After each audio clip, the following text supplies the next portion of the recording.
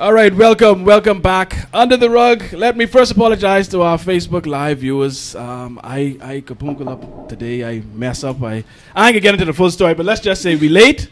It's my fault. I accept full responsibility for being late, and our guests may have to cut out early, so we're gonna try to get through it. Although I wish we could have had the full time because it's a real serious issue we're going to be discussing today. And no, it's not twerking because that ain't serious. But we're going to be discussing the high Twerk school squad. Hi, Nadia. gang Happy violence birthday. that exists in this country. And I know all about it because I've been to R.M. Bailey when I was in school. And I think that was the height of gang violence. I could be wrong, but I know that's when, boy, look here. That's when I decided to change my life. I decided I wasn't getting in trouble no more because I know where I was going. That was basically a gang school. So, from what I understand, it's still very prevalent today. Absolutely. And we actually had an incident last week. Yes. Was it last week? Last week, the young gentleman, C.I. Gibson student, was shot dead. Drive-by shooting, I think it was. And his father explained how, it was a gang situation and the boys in the school didn't like him. He was always in trouble or whatever. And we actually have the actual clip that I'm going to play. But it's something else that I want to play that I think gets to the bottom of why we see so much gang violence, students acting out in certain ways, twerking on stage, doing things for attention. It was a TED Talk that I was watching, I think, yesterday morning, and it was about young youth violence. Okay. And I think the gentleman said something very profound, so I'm going to play it for you guys, and then I'm going to get you guys' take on it.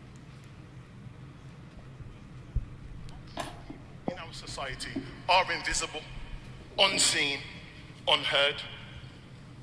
And if anybody knows the history of cultures and communities, that when people feel oppressed, when people feel invisible, when people feel unheard, sometimes they do things in order to be visible.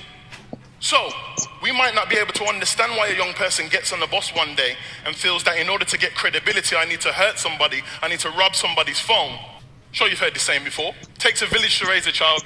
But I would like to extend on that by saying, yes, it takes a village to raise a child, but when you don't recognize the village, sometimes that village can kill a child. And there's also another saying in that same school of thought that if young people don't feel a part of that village, they will burn it down to feel its warmth. I'll say it one more time. If young people feel they are not part of our village, they will burn it down to feel its warmth. I think that was extremely profound, especially that end part. Yes. If young people don't feel a part of the village, they will burn it down to feel its warmth. Erin, what's your take on that?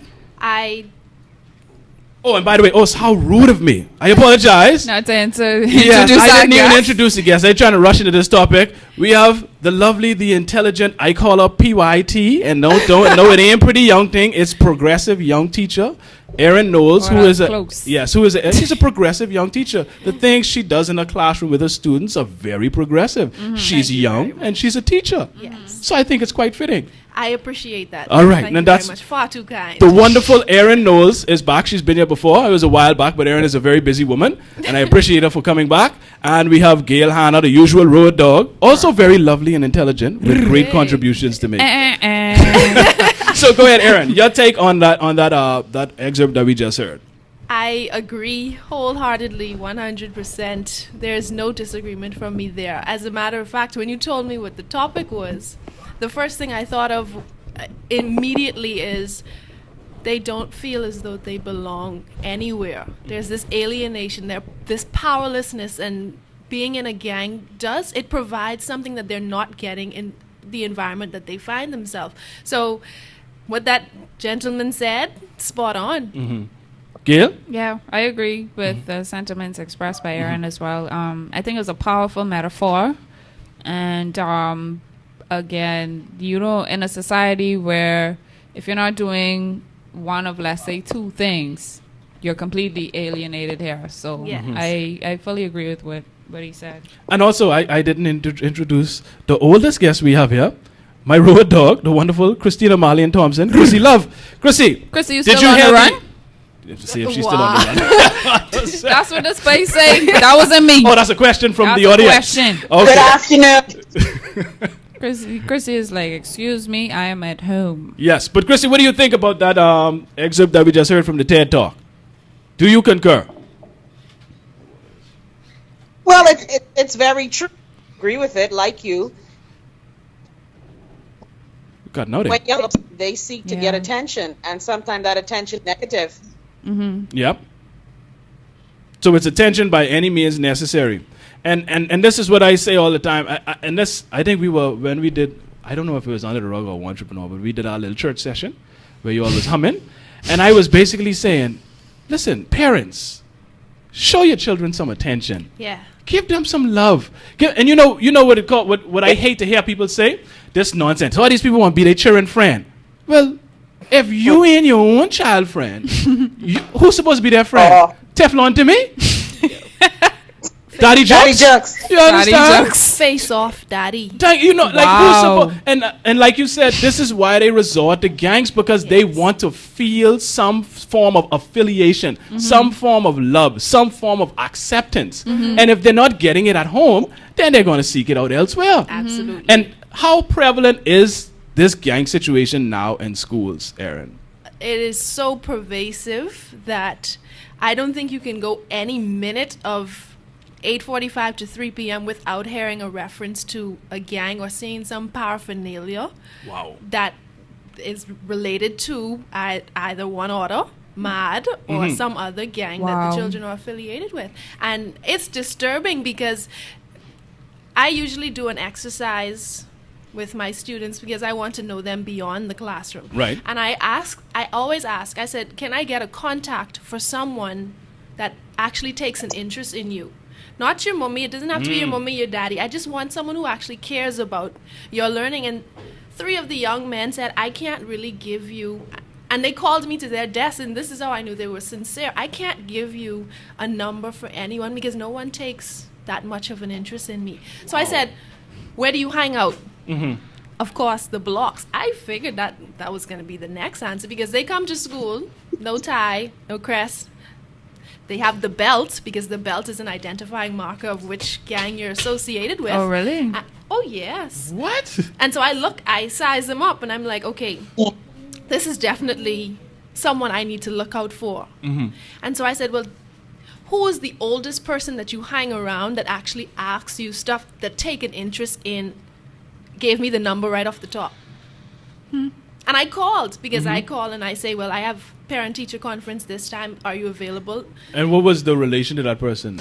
Just someone they hang out around on the blocks. Wow. And I mean, when the fella showed up, it's not someone you would say is a fatherly figure, but this man actually said, well, what is his behavior like? I know he isn't the best in academics, but has he actually been respecting you? And I'm like, okay, I could live with this. I could work with someone of that nature. But he has sworn his allegiance to a gang and will do whatever it takes by any means necessary. Wow. Yep. Wow. That's very... I wanted to ask Chrissy, actually, raising a young man in the Bahamas, how did you combat maybe anything that you would have experienced where your child may have been introduced or exposed to gang-related activity or something of that nature?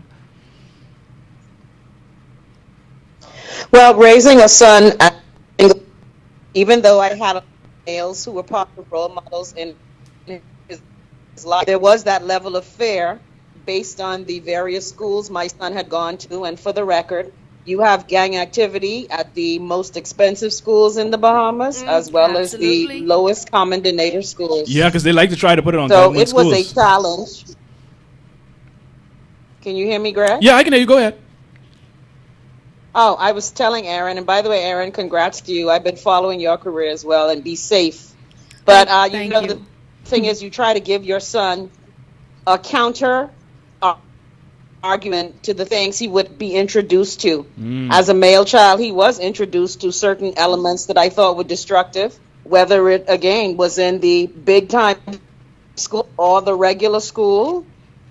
And, in the big-time school, you have drug issues. In the regular schools, you do have those gang issues and that extra over-the-top peer pressure.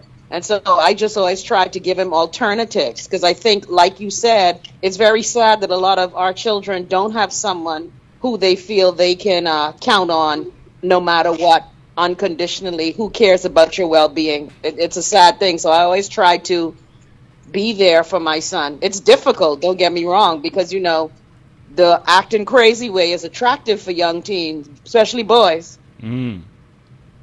But we just try to, for every argument that they offer, like I remember Wayne being offered one time to let's go in the store and try to steal something. What? Wow. And he told his friends, I didn't do it because I knew my mother would kill me. Oh, now, of wow. course, I wasn't too pleased about that, but I'm glad that before he decided Wagwan. to do it again, it's not always that easy. Right. Chrissy, you could say that part again. Sorry, it blanked out a bit. Now, I was saying that you try to give your children alternatives to the bad behavior, but a lot of times young boys, especially teen boys, are going to pick the more exciting and stupid thing to do. Sorry, Greg. No good. No, hey, you have the experience. You know, I don't have a son that I raised through the teen years, so I have to, you know, take your word for it and your experience. But you were going to say something, Erin? Interestingly, in the last 2 years, I've noticed an increase in gang activity among teenage girls. Oh, wow. And so Talk about it. So, yes, the young men, I'm very worried about the young men, but I'm at this point now where the young women are surprising me in the most horrid ways what they're willing to do for a gang. What? And I'm telling you. Can they you will- give us an They example? will recite the pledge, They have pledged now. one up, four down, bodies in the ground, Uh-huh. and it's a very long Uh-huh. thing that they say, just all violence, and they will fight.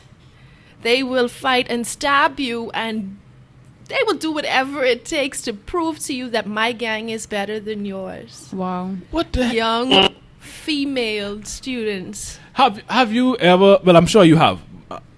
Can you give us insight into a conversation with someone that's very gang affiliated? Like what is the typical background from what you've gathered from speaking to different people that are involved in gangs? Like, is there a correlation or some kind of similarities to their backgrounds, their homes, like where they come from? What are the things that you hear commonly?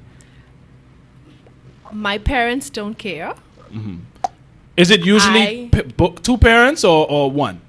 Regardless, if it's two or one, my parents don't care. They're either working too much or they're just not there. Or, of course, there's the divorce.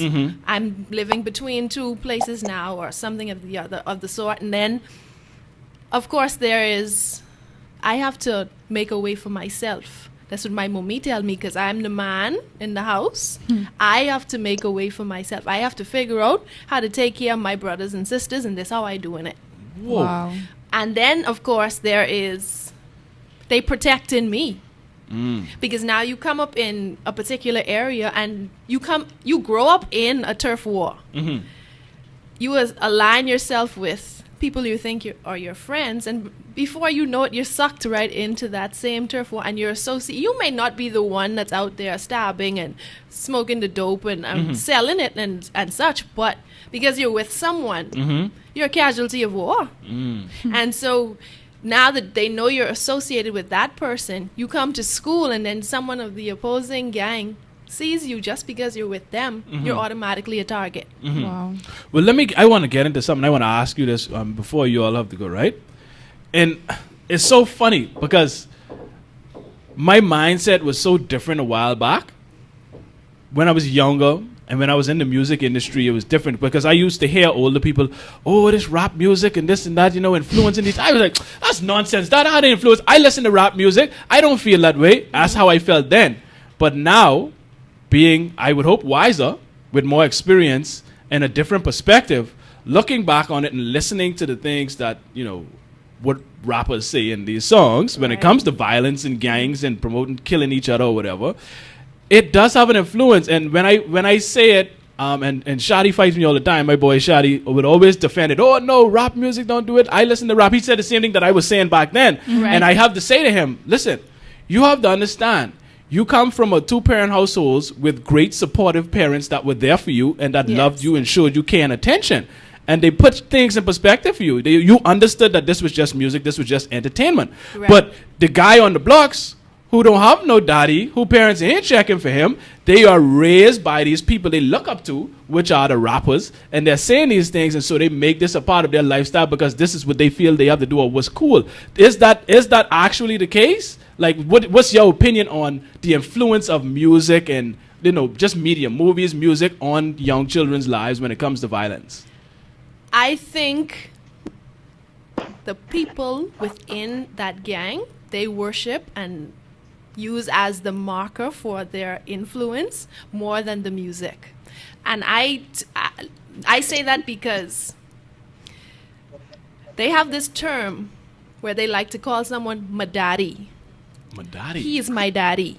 And that's someone who is an influencer in the gang, someone that they look up to as a role model. Yes, they love the rap music, but ultimately what they've been exposed to in that gang environment has a more long-standing effect than the music.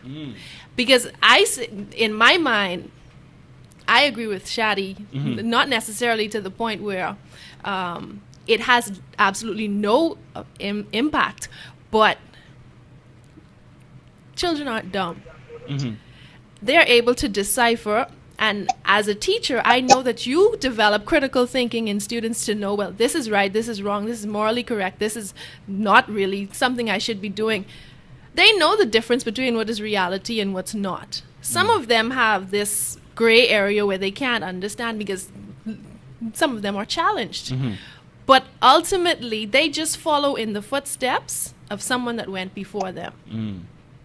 Interesting. I wanted to, Candy, hi Candy, and I just wanted to read one of her comments. She said, on the youth march, my husband had to walk with a female student to avoid her being ganged. Whoa. Yep. In your experience, what is the main influence in terms of the female gang presence, especially among students? What influences them most to want to be a part of this kind of activity? Lesbianism. Whoa, hold on now. Yeah. Hold on now. Yeah. Okay. Now you got to get into that. I need to hear this. A lot of the young ladies who are a part of gangs, aside from the ones whose boyfriends are actually the gang bangers out of school, come pick them up in the Honda, we riding to do this mission. Wow.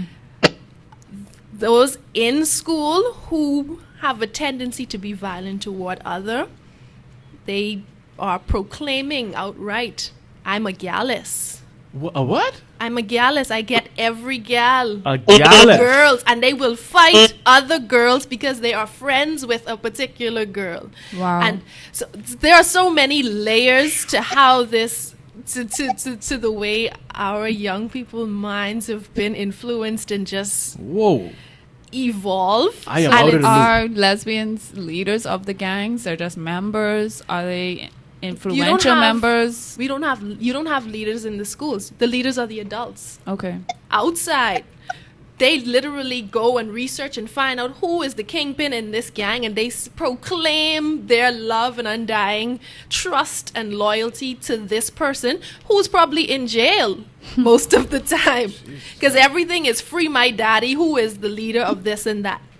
So they aren't the leader. They're just there as recruiters. How are they normally introduced to these people that bring them in? Do they go seeking out these gang leaders or people, or you have like people in schools recruiting? Like, how do they get introduced? I have no idea because it literally just came out of nowhere. Like, I went on summer break in June, went to a couple workshops, came back to school in September. The children came and I'm like, we didn't have this clique last term. We didn't have this group of young men dressed down in all this Tommy, this, that, and it's growing so fast that I fear that one day I'm not going to actually be teaching English in class anymore. I'm just going to be parting fights.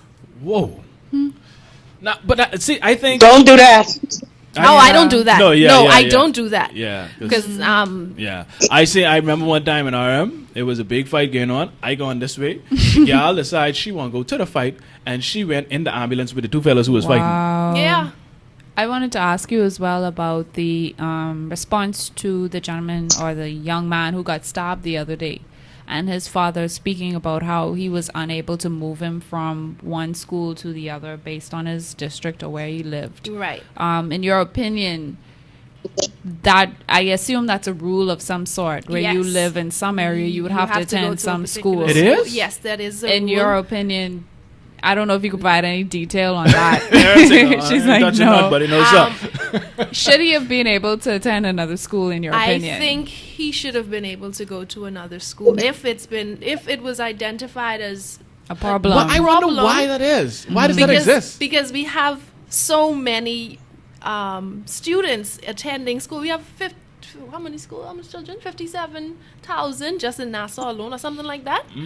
And if you do not curtail where they go to school, you'll have the supposed better government schools oversubscribed. Everyone will go to CV Bethel. Everyone will go to Anatole Rogers. So they say you need to go to the school that's in your district.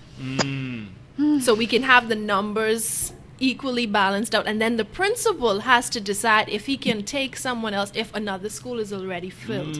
Chrissy, I think you would be familiar with that because you worked in education, if I'm not mistaken, back in the day. Are you familiar with that policy? And do you know like the roots of it? Well, that's been a policy because it's easier to place children in schools that are close to the neighborhood that they're in. Now, I don't know how hard and fast the ministry has held to that policy over the years, but for ease of movement of students and accountability, that has been like an unwritten rule. Oh, it's not written. I don't think it's a written rule because, again, I went to a government school. Now, like you call me the old guest. Yeah. Anyway. No, I think Yeah, a yeah, directive yeah. came out was a in- government school where people came from all over the country. Uh-huh. So I think that I don't know if it's a written rule, but remember now, a lot of Ministry of Education schools, they don't want troublemakers in the school. So while I felt for that young man talking about his son, a lot of times children are ostracized based on past behavior. I agree. But at the same time, we've had students, we've moved from our school to another district because of issues like that, such violence and the threats of death. And in the middle of the school year, he was up and moved to another school just for his safety. So I don't think that was the best course of action that was taken. But let's talk about it. Is that the typical response or action to a troubled student is to just move them to another school? If they, no, they take steps. You go through the counseling department first. You Okay. see if we can resolve this issue internally, if you can remain. If the guidance and counseling department can't assist you in that regard, then they bring in someone to try and deal with the conflict. To have some conflict resolution session. Really? Yeah, they do. And then if that doesn't work, then they petition to the superintendent, can we move this student to another district? Okay, see, I didn't know. The case that I'm talking about. That's how I know they went about it. And is this actually followed, every time? Or because I know it's one thing to have something in place as a policy or something that you should follow, but then to have it actually followed and executed is a different thing, especially in this country. Exactly. That's what I'm saying. Like in this country, it's a matter of convenience, I guess. It's if this really don't, if this make me look bad, I need to get this done now. Or if someone else is very accommodating and I don't have to really push and push and push to get this to take place, it's gonna happen. But if it requires extra fight on my behalf, let's just go by what the books say and you on your own. So how do you as a teacher kind of deal with this knowledge that this sort of activity is going on? You have students in your classroom that are engaged in this kind of activity. Chrissy has said, be safe to you, because your physical safety is actually Yes. a problem or a threat to you. So how do you deal with that mentally, I would say, as a teacher in this Bahamas land? Well, since the very first tragic incident that I've experienced at Doris was the death of Adonai. So you were there for that? Yeah. Wow. Yes, I was there for that. Mentally, I'm never prepared for what could possibly happen because I'm still recovering from the shock. I could And imagine. the sadness of that Yeah. situation. But there's some small part in my mind that knows this can happen at any given point, at any time. So I have to know that I should not, to an extent, get too attached to my children because they could possibly die. Oh my goodness, that's and that does something Really? to me.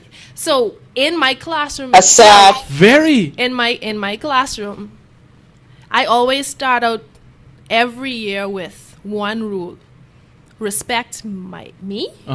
I respect you. Anything that I say that offends you, say it to me. Anything you do that offends me, I will say it to you. Right. Respect each other. Right. I don't care where you're from. I don't care what you do outside of this classroom. This classroom is a neutral zone.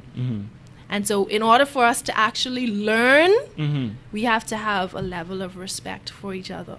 And I mean, I have to dedicate lots of time to do that so that I can actually teach. Because the issues that will arise, because some of them are Right. in rival gangs, if I don't address it from the very beginning, the chances of that becoming an even bigger issue and a detriment to my health is Very high. very high. Yeah. The reason I asked, my mom's a teacher. And Right. she's had her car, like the word bitch keyed into her car before and What? stuff like that. Yeah, by students. So students, and I would say parents, are parents aware of what their children are actually doing or interested in? I know you said I make them aware. Okay. That You make them aware. I make them aware. Right. So every issue that takes place, I document. And I get all of their contact information. And I do it in such a way that I want them to be comfortable. You can tell your parent if I have done something to you, and then I can talk to your parent about it, and we can all discuss, because you're a young adult. You have to be prepared for what happens outside of school. And so every incident, before the end of that day, I make time and I either text that parent or I call that parent. And I say, I'm alerting you because the guidance department will be getting in contact with you in regard to an issue. And I explain the issue. Most parents don't know. Most teachers don't give a damn. Most teachers will not care. Right. Right. And But that's issue. the only way that I see I can reach the 32 children that I have in front of me every day. If I take an interest, and then I take an interest in your parent, 32 in now one class. I make your parent accountable. Right. Because you need to tell me too if something's wrong. So I Yes. have parents calling me, and sometimes it gets annoying because now they call for everything. Oh, Anthony coming to school today because this teeth hurting. Okay, mom. But I mean, at least they Right. You and you so, don't mind but so much. I like Right. that they have a level of accountability to me as Right. the child's, the person that they Caregiver, spend most time yeah, with in school throughout the day. Yeah, but and I know you guys have to go, so let's wrap up with some solutions that you feel we could Oh, did you- curtail this gang violence in school situation with, like some of the solutions based on your experience with the students and the parents. What are some of the things we can do to try and at least eradicate this? I just wanted to add to that because I noticed she may have had some notes. Did you have any alternative perspective that you wanted to bring to this conversation? No, Okay, no, just making no. sure. Okay. We have to deal with the fundamental issue, Which of is the home. Before we can even Yep. deal with it in school, we have to deal with it at home. Mm-hmm. You have to show, just like you said, you have to show your children love. You have to empower them so they can feel like they are They matter, meaningful right. individual to yeah, themselves, to you, and therefore then they would feel meaningful to the country. right. At this point, most of the children, they don't care because you don't care. Right, right. And I can teach English and I can do all sorts of engaging activities, and I can have these wonderful discussions with them, show them videos, take them to the Dundas. I can do all sorts of things with the children, but at the end of the day, they go home and you tell them, Exactly. you ain't nobody. Right, right. All that is You just almost out the window. undo Yep. everything that I've already done. Yep. And so to circumvent, the first thing you do, love your children. Second, the teachers have to take an active interest and understand that children are coming from these backgrounds. And not just discard them or write Right. them off as rude, bad children who don't Right. want to learn. And you look at them and you teach them, and then they're out of your classroom, and then that's it.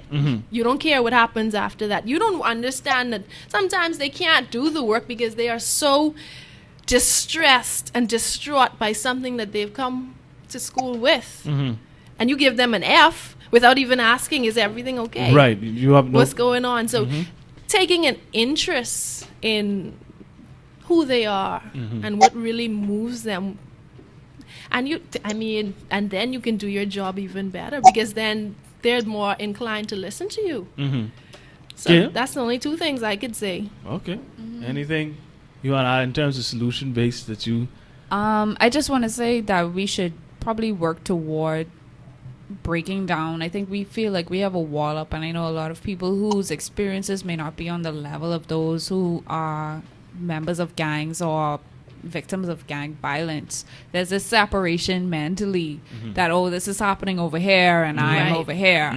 And I think that a lot of people should just really try to take some more time to explore exactly what these people's experiences are on the same island as you. Because I feel a lot of people are disconnected from what's actually happening that's producing this type of behavior and this type of violence. So I don't know, I'm interested in working with young people. I think it's difficult because there's a separation that this is happening to you over here and not to me until it spills into me. My community. And then all of a sudden I'm like, oh, this gang violence is going on. You know, you mentioned the thing about the school with the children dancing. Yeah. And that seemed to have received more outrage than the young boy that we mentioned, that we just wrote him off. You know, oh, he was a member of this gang and he was this gang violence. And you don't know, yes, the father may have known, but you don't know.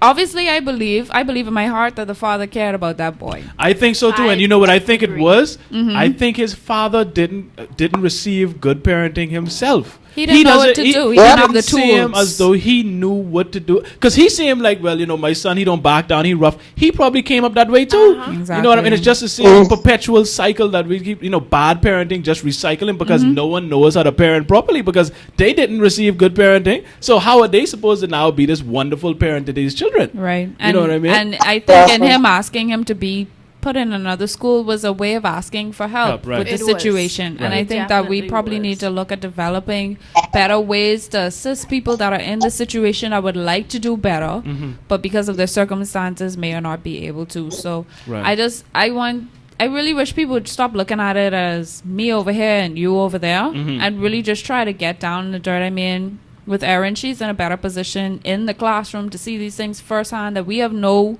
knowledge about. She opened my eyes to so much things today. I had in no clue these things were going on. No clue. Obviously there's a lot more Yes. that goes undiscussed and various issues that we could discuss that we're not privy to. So I just think try to put yourself in a situation where you can maybe have a conversation with somebody like Erin or Chrissy, who's raised a young man in this country, and see exactly what's actually going on. Rather than separating yourself from it. Yeah, and I think that's what we tend to do. But I know you guys, boy. I do apologize. We have to do a part 2 next week. Yeah, we have to discuss this again. We did start late, and you guys do have other function that you have to attend. So me and Chrissy can wrap up with. We can talk more about it, and we can get into that, you know, foolishness about TikToking and twigging and thing. I ain't spend too much time on that because that's foolishness. But thank you so much. Really appreciate you guys for showing up. Thank you, Christine. Taking time out of your schedule to appear and give your perspective on this issue. We must do this again. Yes. Appreciate it. Drive safely, guys. Always love. Take care. Thank you, Erin. Be safe. You're welcome. Thank you too. Chrissy. Erin, can I tell you something? Your post that you did where you had 2 students who got killed last year, I have been concerned about you ever since. So I just want to give you love and prayers to function in that situation that you're in.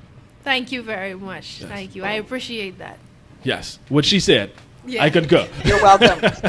All right, Erin. Thank you so much. Take care. Chrissy. Now, let's get to the thing that's been bothering me, right?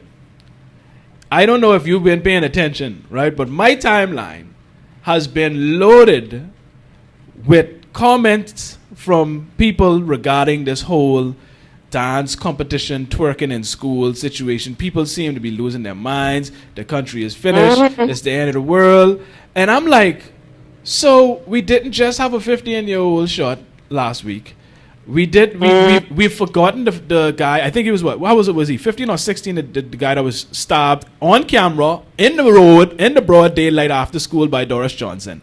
We just forget these things. So we don't care about the violence that's going on where they're killing each other, but we care about underage girls dancing on a stage. Now, let me first say, I don't agree with twerking and that kind of dance competition on stage in school, but to the level at which we put that up as an issue, it just disturbed me that we ignore so much of what I consider to be more important things for the frivolous.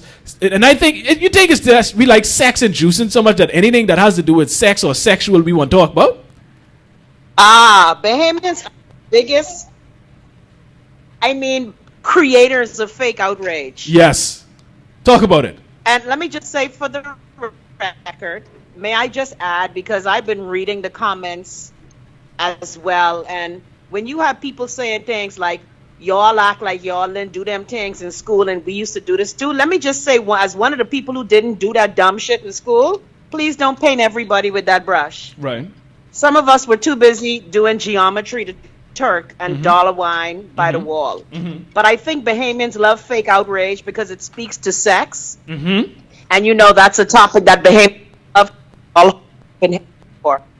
Right. Love to and talk I don't sex. know why people because the only difference between that twerking contest and all the other ones is that someone recorded it. Exactly. Someone had a camera. And back in the day we didn't have the cameras. And the way I hate the way they speak. Outrage. Yeah, and I hate the way they speak of these children like they are the scum of the earth. I heard a radio personality, female radio personality, right? You know what she say, Chrissy? She say this girl probably done juice up every boy in the school just because she was dancing on the stage. And who she is? Just because she was dancing on the stage. I ain't gonna call her name, but this was a radio personality on a talk radio show. No, I want to know. It was on a talk radio show in the afternoon time, female personality. You could put it together and figure out who it is, right? But saying she probably done juice up all kind of people in the school because a little girl was dancing on the stage. Why do we instantly demonize, especially women and young women, when it comes to these kind of things? Why are they always the evil ones and the demons and the ones that so hot up and want sex, everything? Why do we treat our young women like this? Again, the Bahamas, misogyny. Simple as that. It is the hatred of girls and women. Well, you know, I say all the time, one thing, the two things we hate the most in this country are women and children. And we were speaking to earlier, like the man said on the video clip that I played earlier, the children feel invisible. They feel like they don't matter. Yep. They have no ownership. They have no stake in the game. And so they're willing to burn it down so they could feel that warmth from that flame. And I just... Attention is attention. Yes, yes. And they're willing to get it by any means necessary, even if it is going to be perceived as negative. And that's the thing we don't want to address. We don't want to address this lack of attention that they're receiving that is causing them to do these things, causing them to act out in these ways. You know what I mean? Causing them to be violent, causing them to be over-sexual. I agree. I can't believe they sent a news crew to cover the story. Because it's sex, Chrissy. Children twerking in school, that's a big hot topic. That's a news story. You know how people go? That's sad. Very sad, but it's the state where, and I am not exaggerating when I speak about my timeline. I'm talking flooded in the WhatsApp groups, all over the place, on the news. Like you said, they sent someone to cover it. The headline news. This is the first thing being said on the news. And you know what? It's also funny. I heard people with their, everybody is get all righteous and virtuous in these moments, right? Everybody, they need to fire them. Right. Yeah, you know how they go. They look for any opportunity to show that they better than somebody else, right? So they getting on their high horse, they getting on their soapbox, on their big perch, and talking about, they got to fire them heads, got to roll. And these people, how could they dare allow this to take place in school? Just freaking out and saying these people need to be fired. Now, I agree. And when last you been to your school? Go ahead. When last you been to your children's school? When last you been to a PTA meeting? Oh. And all this again, all this fake outrage, and the Bahamas is #1 in rape and AIDS. When the Bahamas have 80% of their children being born out of wedlock. Again, I don't know where Bahamians think they so virtuous. That's what I'm saying. Where that come from? Yeah, I you know what it is? You know where I think it came from? I don't think it came from here, but the internet has allowed a platform for people to virtue signal. They're like, look at how good I am. Look at my good opinion on this topic. Please check their life. Exactly. But see, that's the thing. You don't know their life. You only know what they posting online, unless you know them personally. But it's so easy to seem to be such a good person online that everybody jumps at any opportunity. And I think it comes from a deep sense of insecurity, and it stems from what we were talking about earlier, that you're not being given enough love and attention as a child. So even adults are seeking attention when they make these posts on social media. And when they call the shows and make these posts. So that's attention seeking as well. The very things they are basing the children for, they doing. Now let me say for the record, why school have that kind of event and encourage that kind of dancing? I agree that shouldn't take place. But you know what's funny though? I hear people saying, whoever responsible at the school, the people in charge, administration or whatever, they should be fired. But you know what's interesting, Chrissy? You remember when the riders, the police that were in the car drinking, ignoring calls because they was too busy getting drunk while in uniform in the police car? Ain't that was for a movie? What movie? Chrissy, you could talk full, eh? But did they get fired? Was there this big? Of course not. Was this big call? Outrage. Exactly. And that's I think, like, nobody, and when I heard people actually call in and wanted to, give them a break, you not need to fire them, give them a break, this and that. I'm like, hold on. These people are supposed to be upholding the law, protecting the citizens. They are ignoring calls while drinking and these adults, grown adults.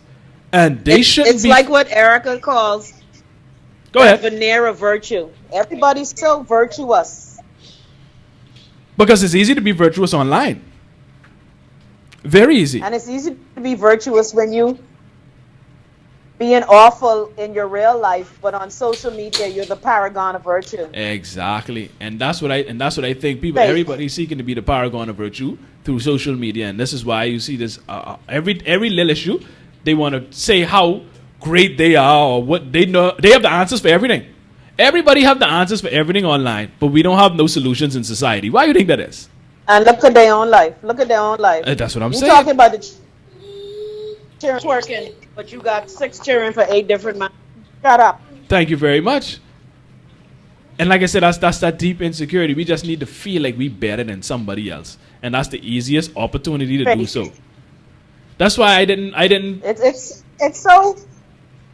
No, go ahead. No, go on. No, I was saying it so infuriates me. Yes. It's so. I remember the St. John's College graduation twerkathon that resulted in this prom and the graduation being canceled. Oh yes, I forget about that. Bahamians overreact. We overreact based on our own issues that we're dealing with. Mm-hmm. And because it has to do with sex and bumping and grinding. Mm-hmm. What's your personal take on that, the dancing situation? Yeah, you remember the one drop at St. John's? Yeah, no, I remember. I remember the TikTok to St. John's because them lose out on their prop. But what's your opinion on the H.O. Nash situation? And graduation. Yes. And by the way, H.O. Nash is a school that has had some serious highs and some serious lows. Right. My friend used to be the principal of H.O. Nash, Antoinette. Mm-hmm. And I always used to ask her, why is it that we could only find these news stories with something bad going on in the school? Mm. Like, did you go send a news when something good was happening? Mm-hmm. Nobody care about good, I just Chrissy. think that Bahamians need to.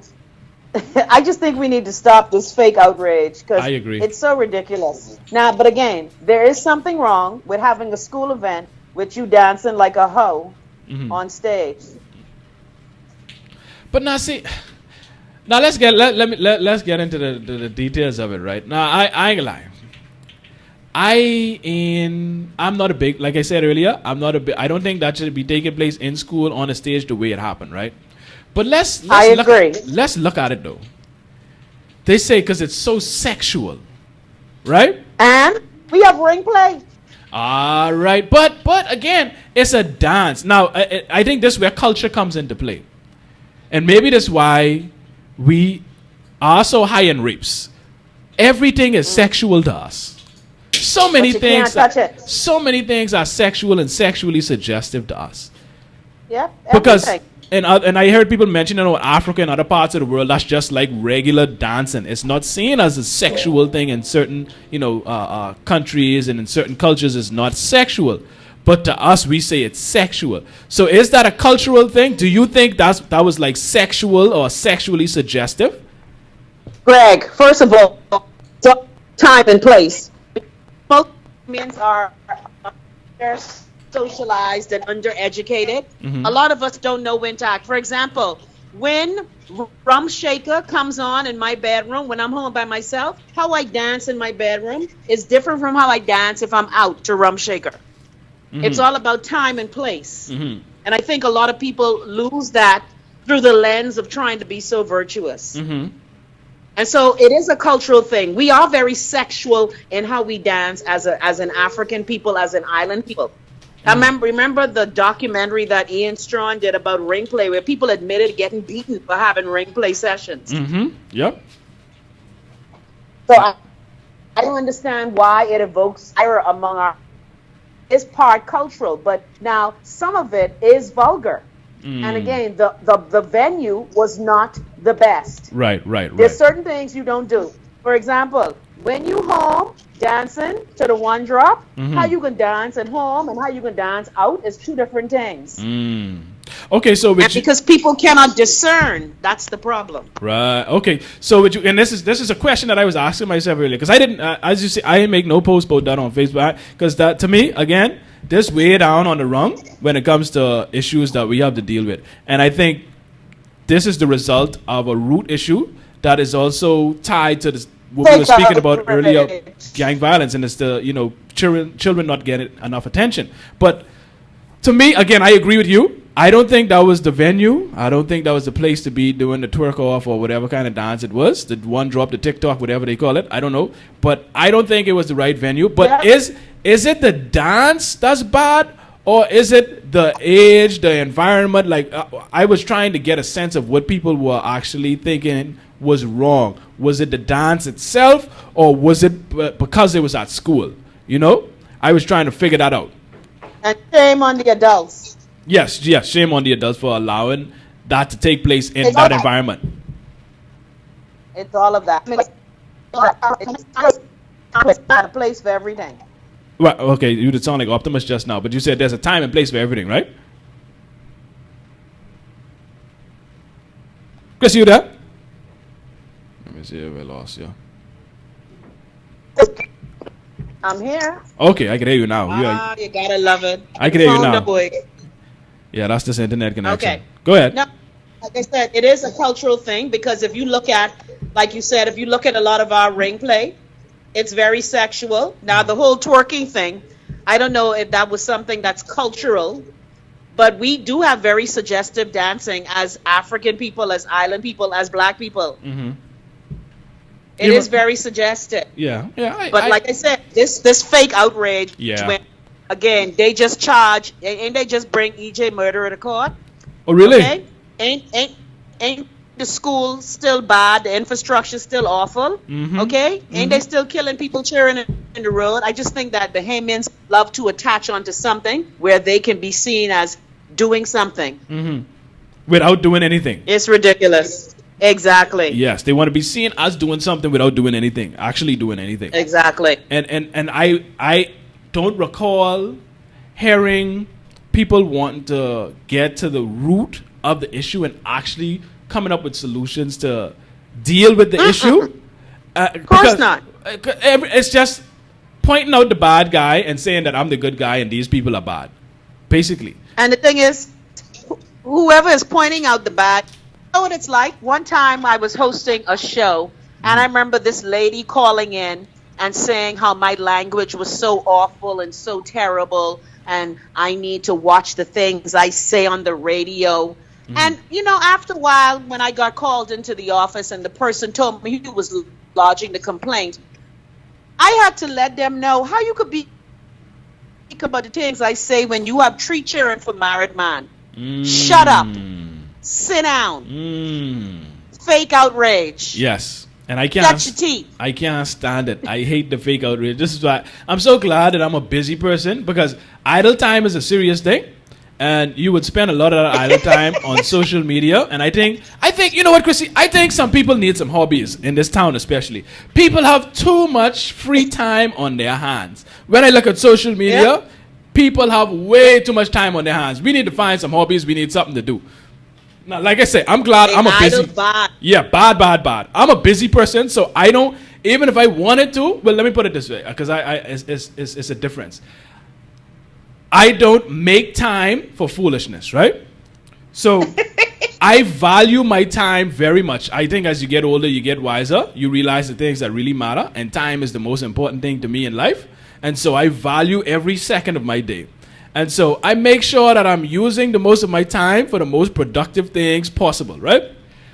People are investing time in foolishness. And I think because go ahead. Unfulfilled. Now you got to break that down for me. Tell me, unfulfilled how? Well, again, we are making it simple by saying people are idle. But like you said, if like you who has a busy social, you too busy making sure your daughter don't choose to twerk on a school stage during school hours. You're busy living your life and fixing your life. A lot of people are so disgusted with their life and have given up on their life, so it's easy to point their fingers at other people. Interesting. And we all know that most of the people, like especially when I hear older people, back in my day, back in your day, y'all was doing the same foolishness. Same thing. You just didn't have Facebook, Twitter, Snapchat, Instagram. Okay, you were doing the same foolishness. And now I will admit, the vulgarity in dancing has gotten to be ridiculous.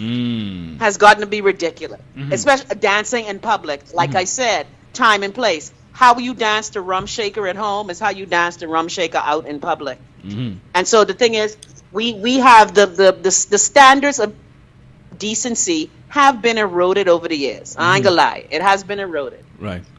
However, the fake outrage is very hypocritical. Yes, I agree. But let's wrap up by coming up with the solutions, right? And I think it's just what you were addressing just now.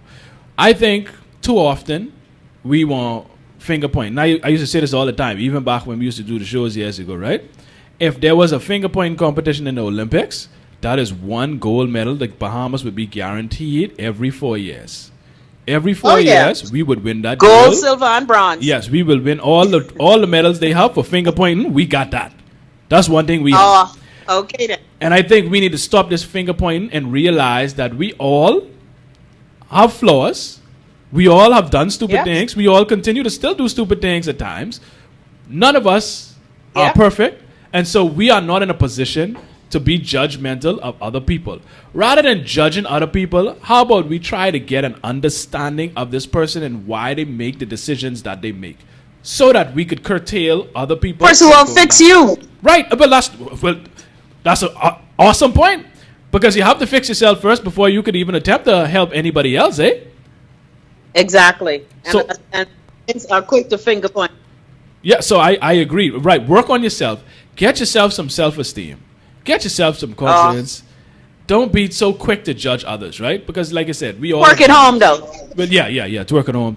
Or in the club. Or in the club, strip club or whatever. But I mean, you got to be careful with that too. But work on yourself before you decide you know how to fix somebody else's life. And see, I think I at a point now where I don't see myself as better than nobody else. And I try to have an understanding of why people feel the way they feel and come up with the things they come up with. This is why I came to this when I decided to retire from, arguing with people on Facebook, because it's pointless and it gets nowhere. So what I do is, if I see something and I disagree and I'm curious as to why someone has this position, I invite them on the show. Let's have a discussion so that I could get an understanding as to why you feel the way you feel. And I don't think anybody is trying to understand anybody else. They just want to judge them. Yeah. It's just Because about, it feels better. I'm better than you. yes. And I think that's when we could get to that place, which Straight up. Yes, I am judging you. I think when we get to that place, and I'll be quite honest, which I have no confidence in us getting there. I'll be real with you. I don't think we're going to get there. I think it's too far gone, and Not right now. I don't, not in my lifetime. I have no confidence in my lifetime I'll see it because I understand the power of culture, and it's already so deeply ingrained in our culture, and it's just continuing. You got to think like it's a numbers game. If you have a vast majority of people perpetuating the same nonsense and passing it down, I don't see the chances of it, being, becoming the minority in my lifetime. I am hopeful. I hope that we could get there, but I'll be honest, I don't have the confidence that it will, based off of what I see and what I hear people say all the time, and the fact that people don't even want to have discussions or care to understand anybody else. Well, I think people do want to, and one day people do. In the words of the prodigal son story, they come to themselves and they figure it out. So I believe there's hope. Well, like I say, I have hope. You know that one, Greg? You remember that one back in the day? No, I remember that. When he came to his senses. Yeah, you remember that. Stop playing off. One day, I think we all come to our senses. Really? Like in the Bahamas, we catch ourselves. You think so? Yeah, you catch yourself. Chrissy, now let's be real. I think you catch yourself. How much people still ain't catch themselves and they dead all? There are a lot of people who haven't, but then again, I know a lot of people who have. A lot of people who say, hold on, let me catch myself. This is stupid. Let me change my ways. Well, I'll be honest. I still believe that despite the frailty and stupidity of humans, there's always a chance to catch yourself. Oh, no. Hey, I agree with you there. I think there's always a chance. However, I don't have much confidence in that chance. Because, like I say, a lot of people are very stubborn and steadfast and hardened in their ways, and are not even willing to dialogue. You know how much people turn me down just to have a discussion on the show about things we disagree with, Chrissy? Yeah, I know. You please remember when I used to try to tell them to come in, let's talk about it. People don't want a dialogue. They want to be out there bitching and whining and carping and moaning. Exactly. That's human nature. And this is why I don't have a lot of confidence, because it's happened many times. And it's just a simple discussion, but that just goes to show me that it's just taking long. Yeah, you just closed-minded. You have made up your mind, and this is what it is for you, and you're not willing to even hear another perspective or be open to another perspective. And when you get to that point, that's a dangerous place to be, and I think that's where we are right now. And this is why we can't help other parents, because we just want to point fingers. Oh, these bad parents need to do their job. Yes, I get it. I agree. Parents do need to do their job. But if what about those situations where there aren't any parents, or the parents are incapable of doing their jobs? Should we just write those people off? Exactly. So we have a lot of us are bad parents at one time or another. Yes, and we have a role to play. We have to, at the best we can, step in and help when we recognize that there's a situation that someone is in that they are incapable of dealing with, instead of just judging them and calling them bad parents and just writing their children off as failures and criminals. Well, not really. We don't go to that extent, but also human beings must realize that we are the sum total of our choices. You know, the girl twerking on the block today, she didn't just arrive there. She didn't come to school at 9 o'clock and say, today I can twerk. There are a series of events that made her want to do that. Right. And so we have to remember the backstory that creates these people who we see today, who are acting out, who are not being an asset to the collective. There's a backstory behind why people do the dumb shit they do. Yes, but that's the issue is we don't care about the backstory. We only want the front page. We want the front page news, the headline. Give me the headline. Let me judge that. I don't care about the back page. That's a problem with our society. We don't want to understand what led to the girl getting to that point. And like I said, they could dance. They are clearly talented. Why, instead of demonizing them, how about we find a way to harness that gift and turn it into something positive? We do. Who? Some people. Who? You ain't seen the comments and the commentary lately. I have not seen not a. Let me think. Let me think. I saw. I don't recall seeing a positive comment regarding that situation at all. No, there've been a few. There've been a few, but the positive. What scares me is that the positive commentary has also been very negative. In that, don't act like you all never do this in school. And I was like, bitch, I never did that in school. So the positive commentary has been negative as well. No, I get it. But anyhow, Chrissy, let's let me wrap this one up with, just people stop being so judgy. No, Bahamians are judgy. You see, I can't talk because I judgy too, but I'm judgy with reasoning.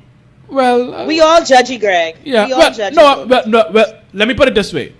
In life, we all have to make judgment calls from time to time. We all have to make judgment calls from time to time. But when it comes to situations like this, I don't think we are reasonable with our judgment.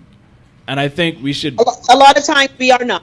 I think we should seek to be more understanding and less judgmental when it comes to these situations. And this is the only way we're going to come together and solve this issue, because we ain't even trying to get to the root of the problem. We just want to attack the surface issue and then move on to the next one. Okay, what else we could, get outraged about tomorrow? What next? What other thing? We just move on. We get outraged. Outrage. Yeah, we get outraged and then we move on to the next hot topic. And we never deal with the issues. And I think the only way we can deal with the issues is if we really want to have an understanding of why these things take place and how we could stop them from taking place. That's the only way we get to the solutions. And I don't think we're there right now. I'll be honest with you. And I don't think we'll get there in my lifetime. I'm hopeful, but not confident. Just got to be honest. Yep. And that's just it. A lot of people are not. Right. Right. And anyhow, Chrissy, I appreciate you as always. Greg, you my boy. Yeah, man, you know that. I'm a road dog. Send me some cookies to the phone. I gotta come for and inhale you one of these times. It ain't gonna be this year though. But let me go home. I done late. I tell you, boy, I start off dead late today. That bugged me, man. I really wanted to have that full thing with Erin because I really want to get it inside. I really want to understand. You know what I mean? And she has that inside information. So we got our Erin back. Does. Yeah, we got our Erin back so we could peel back the curtain and get an understanding. I ain't seeking to judge these children. I'm seeking to understand what makes them who they are and how we can turn that into something good and something positive so we could get rid of the gang violence that exists that are killing the students all the time. Like you said, her life is in danger. The other teachers' lives are in danger. Students' lives are in danger. School's supposed to be a safe place to go for learning. Ridiculous. Yeah, and it shouldn't be a place where you got to worry about you might die or, it's a safety issue. So we got to continue that conversation. Get chopped. Yeah, that's ridiculous. But again, thank you, well people. Said. Salute to you, Greg. Salute to you, Chrissy. I appreciate it. You set the stage. You were a pioneer. You set the stage for me to be able to do this. And doing the show with you all those times has prepared me for this. You know what I mean? And you are such a good person to bounce off and have conversations with. It prepared me to be able to do these things. So I want to say thank you for that. Thank you for your contributions that you have made, not only to the society, but to my life and my development in this field. I guess the feeling is mutual. Yes, ma'am. Anyhow, let me go. I can get something. I ain't even supposed to be eating this late. But anyhow, let me go grab something to eat. I want to say thank you, people, for tuning in. We appreciate you guys so much for watching. Unfortunately, I can't get to the comments. We are over time, and I do have the role. But I will try to go through the comments and type, responses to people as I go through them. Thank you once again for tuning in, people. We appreciate it. Thank you again, Chrissy. And until next time, people. You're welcome, Greg. Stop being so judgy. Seek to understand if you all really want to do something and change this country. Stop being judgy and seek to understand so we could actually come up with solutions. That's the only way we can do it. Peace.